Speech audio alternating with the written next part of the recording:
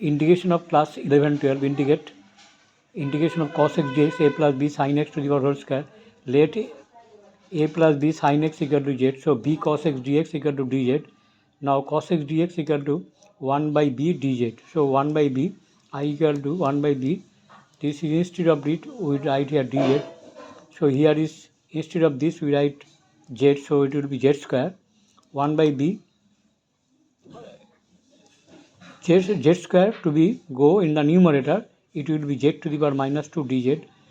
1 by b as the formula of integration of x to the power n minus n plus 1 divided by n plus 1. As per formula we write here 1 by b z to the power minus 2 plus 1 divided by minus 2 plus 1 plus c. 1 by b it will be 1 by z plus c minus this minus is this minus 1 by b 1 by putting the value of z a plus b sin x plus c. This is the answer. Subscribe channel if you like it.